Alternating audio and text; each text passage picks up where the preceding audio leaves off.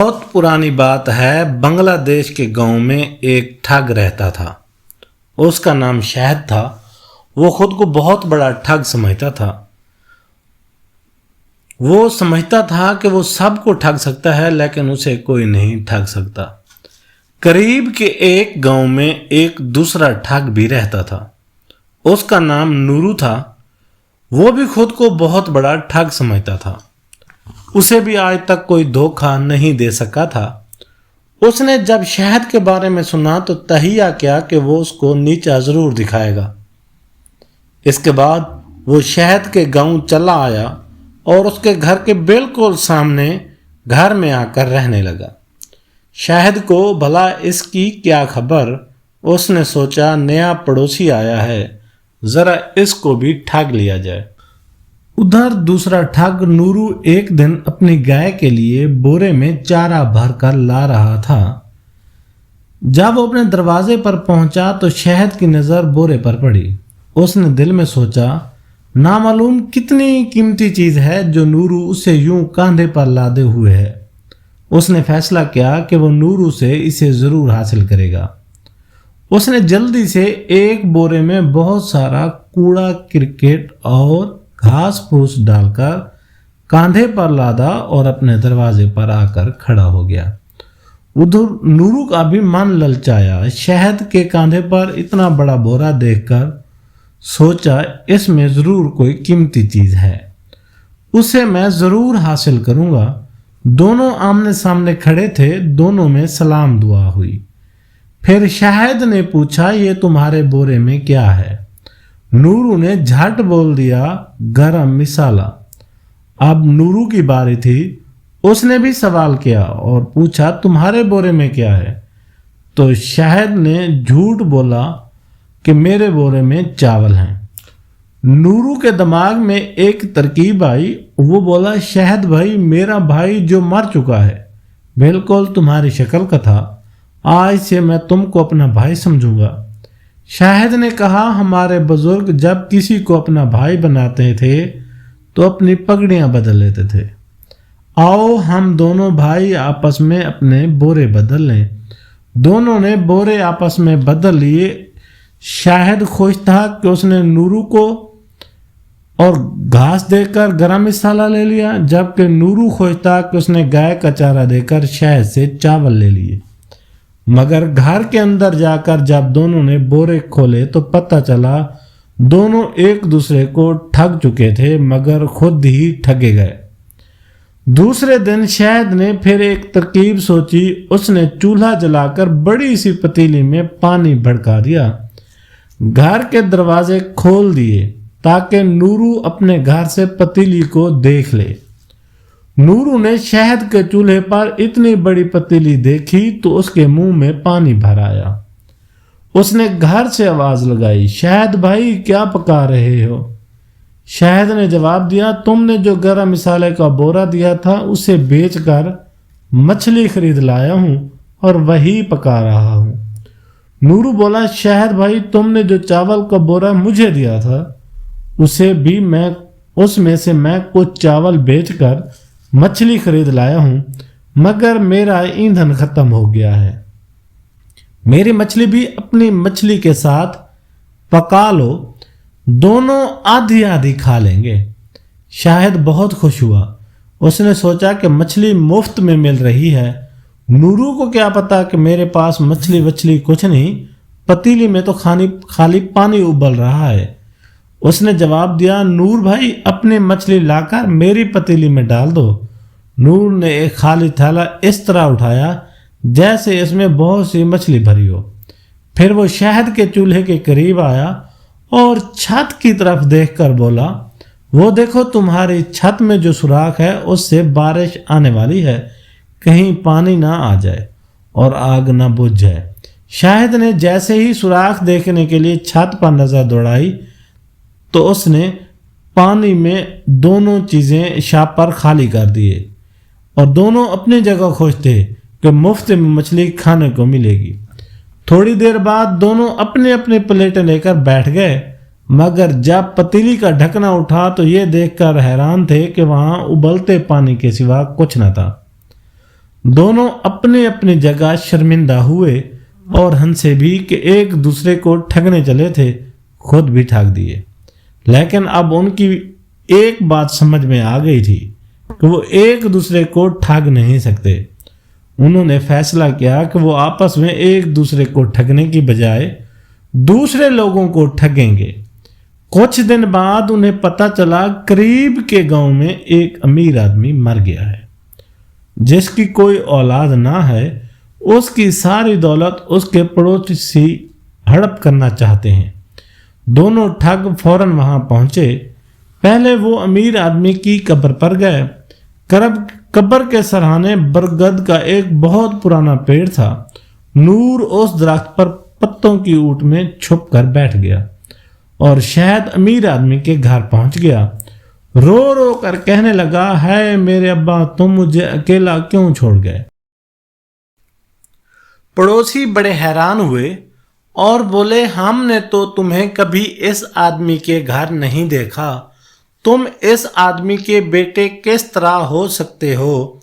इसकी तो कोई औलाद ही नहीं थी। शाहिद और जोर जोर से रोने लगा और बोला, भाइयों, मैं मुसीबत का मारा इस आदमी का अकलौता बेटा हूँ। जब मैं छोटा था तो मुझे डाकू उठा कर ले गए थे। आज मैं उनके चंगल से भागकर आज़ाद होकर आया हूँ तो अपने बाप की मौत की खबर मिली।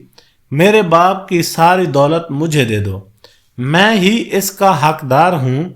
जब इस पर पड़ोसियों को शहद की बात का यकीन ना आया तो उसने कहा, भाइयों, तुम मेरे बाबा की कब्र पर चलो, वहां उनकी रूह मेरे गम में जरूर भटक रही होगी, तुम उस रूह से पूछ लेना। सारे पड़ोसी कब्र के पास गए। नूर बरगद के दरख्त पर छुपा बैठा था। वह आवाज बदल कर बोला, ऐ लोगों, तुम मेरे प्यारे बेटे को क्यों परेशान कर रहे हो? आज 25 बरस बाद ये डाकू की कैद से आजाद होकर आया है। मेरी सारी दौलत का हकदार यही है। पड़ोसी मान गए, वो यही समझे ये रूह की आवाज है। उन्होंने अमीर आदमी का सारा सोना, चांदी और जेवरात शहद के हवाले कर दिए। इतनी दौलत पाकर उसके दिल में बेईमानी आ गई। उसने सोचा, रात से पहले तो नूरू दरख्त से उतरेगा नहीं। मैं उससे पहले ये दौलत लेकर भाग जाता हूँ और अकेला ही इस दौलत का मालिक बन जाऊंगा। उसने सारे बोरे बैलगाड़ी पर लादे और चल दिया। जब वो उस बरगद के दरख्त से थोड़ी दूर एक नहर पर पहुंचा तो नूर ने उसे देख लिया और भाग गया। वो फौरन नीचे उतरा, बाजार से एक जोड़ा जूतों का खरीदा। ये जूते बहुत चमकदार थे। उन पर सुनहरी काम बना हुआ था जो धूप में खूब चमकते थे। नूर ने एक जूता वहीं नहर पर डालिया जिस पर से शहद की बैलगाड़ी थोड़ी देर पहले गुजरी थी। फिर झाड़ियों में से छुपता छुपाता वो बैलगाड़ी से आगे पहुंच गया। यहाँ दूसरा जूता उसने उसी रास्ते पर डाल दिया जिस पर से अभी बैलगाड़ी गुजरने वाली थी और खुद एक दरख्त पर चढ़कर छुप गया। नूर की तरकीब कारगर हुई। शहद की बैलगाड़ी जब उस रास्ते पर आई तो उसे एक चमकदार जूता पड़ा हुआ रास्ते में नजर आया। उसने सोचा, ये तो बादशाह का जूता मालूम होता है। वो बैलगाड़ी से उतरा और जूता उठा लिया। अब उसको दूसरे जूते की तलाश हुई। लालच में अक्ल भी मारी जाती है। जब आसपास जूता ना मिला तो उसने बैल को दरख्तों से बांध दिया, खुद जूता ढूंढने चला गया। जैसे ही शहद गया, नूरू दरख्त से उतरा, बैलगाड़ी लेकर अपने घर आ गया। शहद ढूंढता ढूंढता उधर पहुंचा।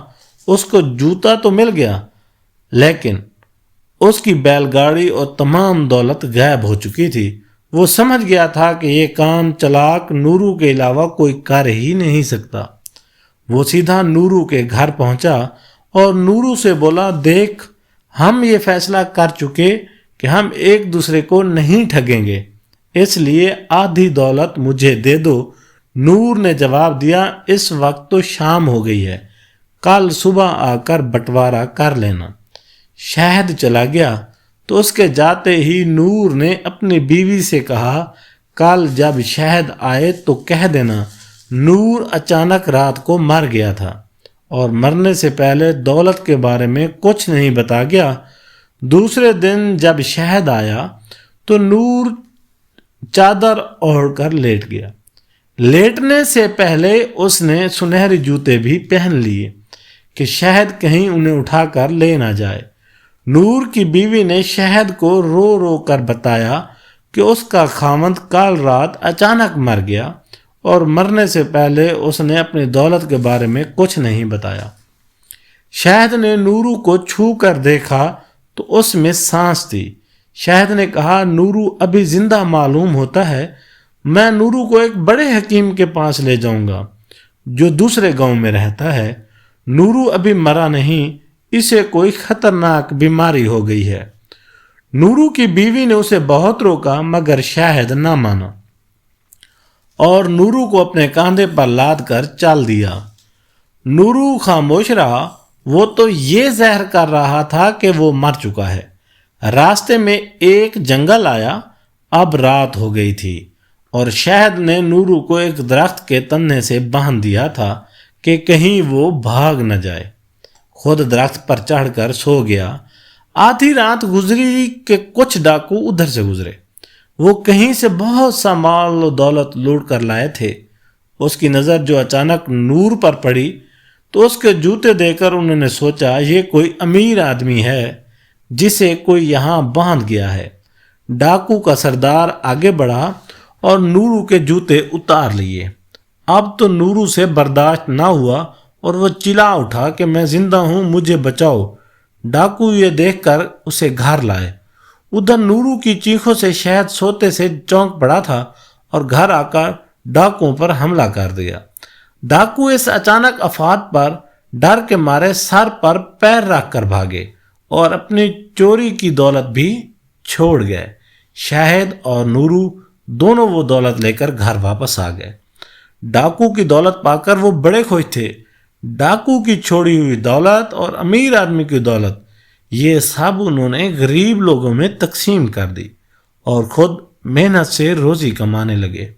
اب انہوں نے دوسرے کو ٹھگنے سے توبہ کر لی تھی اور انہوں نے عہد کر لیا تھا کہ اب آئندہ وہ کسی کو نہیں ٹھگیں گے۔